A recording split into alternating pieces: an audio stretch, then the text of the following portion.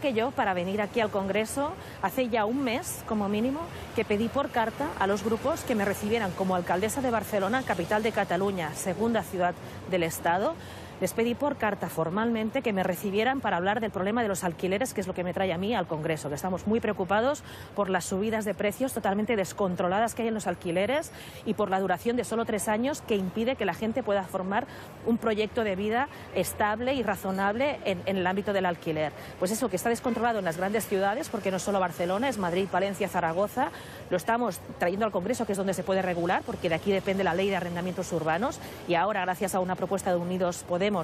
hay una propuesta que está ya en la mesa, sobre la mesa del Congreso, para debatir este tema, y lo que vengo a transmitir es la urgencia de esta cuestión. Bueno, pues yo les pedí por carta hace un mes a todos los grupos que me recibieran como alcaldesa para tratar el tema del alquiler,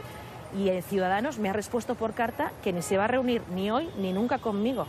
porque considera que Ciudadanos en el Congreso no se tiene que reunir conmigo. Entonces, no sé si es que desprecia a la ciudad de Barcelona, no sé si es que está diciendo que el alquiler no le importa ni le preocupa. O sea, realmente creo que tiene mucho que ver con lo que ha pasado hoy. Es que efectivamente Ciudadanos solo vive para el conflicto con Cataluña, porque eso le ha dado votos y le ha permitido crecer gracias al conflicto, y entonces se dedica a alimentar el conflicto porque vive del conflicto, ¿no? Y la verdad es que le tengo que decir que como ciudadana, como alcaldesa de Barcelona y como alcaldesa de la capital de Cataluña, creo que no nos merecemos este tipo de política electoralista que además alimenta el conflicto en lugar de ayudar a resolverlo, ¿no? Y precisamente lo que yo tengo que decirle a Ciudadanos hoy es: no le importa la ciudad de Barcelona, no le importa el tema del alquiler. ¿Realmente creen que no tienen nada que hablar con la alcaldesa de Barcelona? Porque eso es lo que me han dicho a mí formalmente por carta.